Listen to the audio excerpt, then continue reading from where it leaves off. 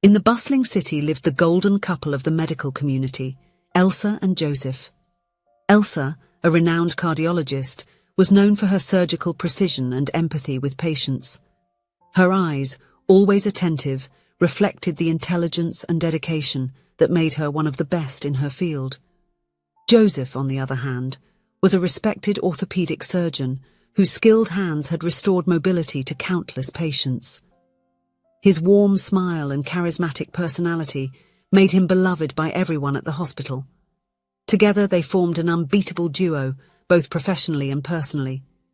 They lived in a spacious house in the suburbs, decorated with a modern touch that reflected the couple's refined taste. The white walls were adorned with contemporary artworks, carefully chosen by Elsa during her rare breaks. The couple's routine was hectic, with long hours at the hospital interspersed with romantic dinners and lively conversations about the latest advances in medicine. Elsa loved sharing with Joseph the details of complex surgeries she performed, while he listened with genuine interest, asking pertinent questions and offering his unique perspective. It was amidst this life filled with professional achievements that Elsa and Joseph decided to embark on a new adventure: parenthood. The news of the pregnancy was received with great joy by both. Elsa, always methodical, immediately began to plan every detail of the coming months, from the baby's room decor to the organization of her maternity leave. When little Thomas was born, carrying blue eyes like his father's and dark hair like his mother's, Elsa made a decision that surprised many. She would take a year off to fully dedicate herself to motherhood. "It's a unique opportunity," she explained to her colleagues, who looked at her with a mix of admiration and incomprehension.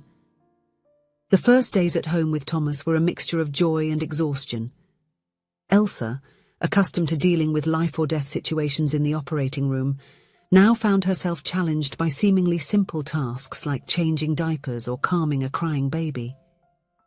The smell of powder and milk replaced the antiseptic aroma of the hospital she was so used to.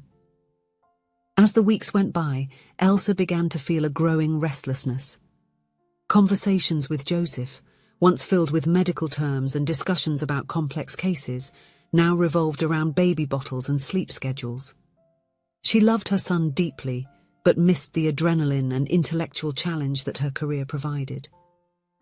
It was then that Elsa discovered an unexpected escape: television soap operas. Initially, she would turn them on just as background noise while she did her household chores.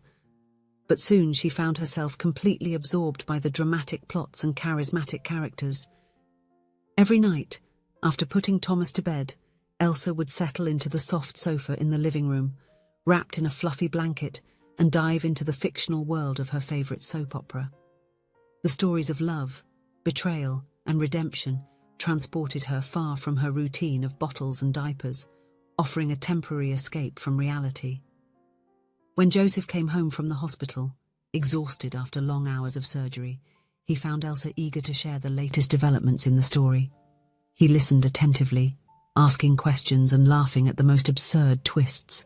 Seeing his wife, who was once so focused on medical matters, now enthusiastic about the adventures of fictional characters, amused and delighted him. "Oh, Joseph, you must think I'm silly for watching these things, right?" Elsa asked, a slight blush tinting her cheeks. "No, my love," he would reply, hugging her affectionately. "You are in a more relaxed phase. Enjoy this year off to give your mind a break too. Sometimes it's good to take a break and allow ourselves a little silliness." Joseph's words reassured her, but deep down, Elsa couldn't help but feel a bit guilty about her new pastime. She, who had always valued scientific knowledge above all, now found herself completely absorbed by fictional stories. One night, while watching a particularly dramatic episode, Elsa found herself shouting at the television, "How can she be so foolish, ignoring so many signs? All the evidence is right in front of her. In real life, nobody would be so naive." Annoyed by the main character's naivety, who was being cheated on by her husband, Elsa turned off the TV and went to prepare Thomas's bath. At that moment, the phone rang. It was Joseph. "Hi, love. I'm going to be late for dinner. You don't need to wait for me. Maybe I'll arrive and you'll already be asleep, he said, his voice tired over the phone. Elsa was well aware of the unpredictability of medical routines. All right, my love, I love you, she replied, hanging up the phone. But as she bathed Thomas, Joseph's call echoed in her mind. It was uncannily similar to the scene she had just watched on the soap opera. In the days that followed, Elsa found herself analysing every action of Joseph with a more critical eye. The way he frequently checked his phone, the late calls from the hospital, the last-minute cancelled dinners, everything seemed to take on a new meaning in the light of the plots she watched daily on television. She tried to push these thoughts away, considering them ridiculous and unworthy of an intelligent woman like her. But the seeds of doubt had been planted, inadvertently nurtured by the dramatic stories she consumed every night. One day, Joseph announced, "Love, tonight I have a hospital party to attend. One of those boring parties to raise donations." Elsa was well acquainted with these events, having participated in many before her maternity leave. "Do you want me to accompany you?" she asked, a part of her eager to return, even if briefly, to the world she was accustomed to. "No need," Joseph quickly replied. "I don't want to bore you. Besides, I'll just stay for a short while and, as soon as I can, I'll return home." Joseph's words, although perfectly reasonable, stirred an unease in Elsa that she couldn't explain. She spent the whole day with it on her mind, comparing herself to the naive character from her favourite soap opera. Was she also being foolish, ignoring obvious signs? As the evening approached, an idea began to form in Elsa's mind. It was absurd, completely out of character for her, but she couldn't shake it off. After putting Thomas to sleep and leaving him in her mother's care, Elsa found herself driving towards the venue of the party where her husband was. The ballroom of the luxury hotel sparkled with golden lights, reflecting off the jewellery and champagne glasses of the elegantly dressed guests.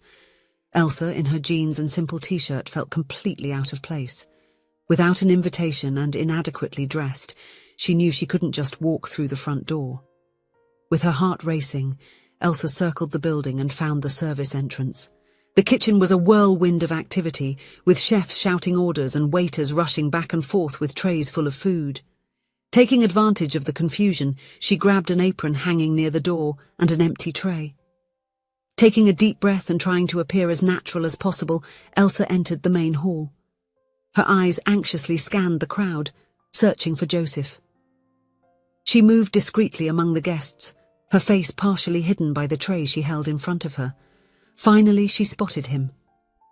Joseph was sitting at a table in the corner, surrounded by a group of grey-haired gentlemen she recognized as members of the hospital board. Her husband looked bored, idly fiddling with his glass while the others chatted animatedly. Elsa felt a wave of relief and, at the same time, shame for her distrust. Joseph was exactly where he said he would be, doing exactly what he said he would do. She felt foolish and childish for having doubted him. Deciding that she had gone too far with that madness, Elsa began to retreat toward the kitchen. It was at that moment that Joseph stood up, apparently saying goodbye to the group. Panicking, Elsa tried to hide behind a decorative column. In her haste, she did not notice the waiter coming towards her, carrying a tray full of champagne glasses. The collision was inevitable. Glasses shattered on the marble floor, the golden liquid spreading like a gleaming puddle. Elsa and the waiter fell into a tangle of limbs and shards of glass. The noise attracted everyone's attention in the hall. Laughter and exclamations of surprise echoed through the environment. Mortified, Elsa tried to get up, her face red with embarrassment. It was then that she heard a familiar voice. "Hey, this is my wife!" Joseph was there, looking at her with an expression of complete bewilderment. He reached out his hand, helping her to stand up. The next few minutes passed in a blur. Joseph apologized to the event organizers and gently but firmly guided Elsa out of the hall. The silence in the car was heavy, broken only by the soft sound of the engine. Finally, parked in front of their house, Elsa remained silent for a few moments, looking at the steering wheel with trembling hands. Joseph waited, respecting her time. Then, with a choked voice, she finally spoke. "Joseph, I need to tell you something," she said, trying to hold back the tears that were already threatening to fall. "I know it will seem silly, maybe even irrational, but I need to be honest with you." He looked at her attentively, concerned but calm. "You can talk, love. What's going on?" Elsa took a deep breath. "In the past few months, I've been feeling different. Lost, maybe. Staying at home with Thomas has been wonderful, but it's also been confusing. I miss my routine, the medicine, who I was before, and amidst all of this I started watching soap operas. At first it was just to pass the time, but over time they started to affect me." Joseph frowned but remained silent, listening. "The stories, the betrayals, the suspicions, I started to see signs in everything. I started to doubt you, doubt us. I felt ridiculous, but I couldn't help it. When you told me you were going to the party today, Her voice faltered for a moment. "I went there, trying to see if there was something wrong. And it was so absurd, so shameful." She lowered her head, ashamed, as tears rolled down her face. "I felt like that naive character everyone criticizes, that blind woman who ignores the signs, and it terrified me. I didn't suspect because you gave me a reason, but because I let those stories distort my view of our real life." Joseph remained silent for a few more seconds, taking everything in. Then he gently took Elsa's hands in his, squeezing them affectionately. "My love," he said, looking into her eyes with tenderness. "Do you know what I see when I look at you?" Elsa shook her head, her eyes brimming with tears. "I see the brightest, strongest, and most incredible woman I've ever met. You amaze me every day, even now, even at this moment, and no, I have never even come close to anyone who is more interesting than you. Never. I am not bored by your side. On the contrary, I thank God every day for having you with me." Joseph's words were like a balm to Elsa's troubled heart. She felt foolish, but also deeply loved and understood.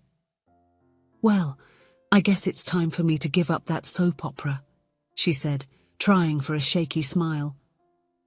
Joseph laughed, pulling her into a tight embrace. "Maybe it's time for us to go back to watching those science documentaries you used to love so much," he suggested. That night, lying in bed with little Thomas sleeping peacefully in the room next door, Elsa and Joseph talked for hours. They spoke about their fears, their expectations, about how the arrival of the baby had changed their lives in ways they hadn't anticipated. Elsa realized that her obsession with soap operas was actually a symptom of something bigger, missing her professional life, the fear of losing her identity amidst diapers and baby bottles. Joseph, on the other hand, admitted that he missed the long conversations they used to have about medicine and science. Together they devised a plan. Elsa would start dedicating a few hours a week to medical studies, keeping herself updated in her field. Joseph committed to coming home earlier whenever possible, so they could have quality time together as a family. In the weeks that followed, Elsa gradually reduced her consumption of soap operas. Instead, she and Joseph began to watch scientific documentaries and medical series together, commenting on and discussing the cases presented. These sessions became a new ritual for the couple, a way to reconnect intellectually and emotionally. As Elsa's maternity leave was coming to an end, she felt renewed and eager to return to work. The experience of motherhood had transformed her, making her more empathetic and patient, qualities that she knew would enrich her medical practice. In her first week back at the hospital, Elsa found herself smiling as she overheard two nurses discussing the latest soap opera. She then realized that there was nothing wrong with enjoying a bit of fiction as long as she kept her feet firmly planted in reality. That evening, when she arrived home, Elsa found Joseph playing on the carpet with Thomas. Her heart filled with love and gratitude. She had learned a valuable lesson. Real life, with all its challenges and joys, was infinitely richer and more satisfying than any fictional drama could be. As she joined her family on the carpet, Elsa reflected on how easy it is for us to be influenced by what we see and hear, whether on television, social media, or any other media. The key, she realized, was to maintain a healthy balance, appreciating entertainment for what it is, but never allowing it to distort our perception of reality or threaten the relationships that truly matter. With Thomas laughing in her arms and Joseph by her side, Elsa knew she had found her happy ending, not on a TV screen, but in the life she had built with love, trust, and mutual understanding. If you enjoyed the story, please leave a comment with a rating from 1 to 5 to show how much you liked it. Also, watch the video that is now appearing on your screen. See you soon.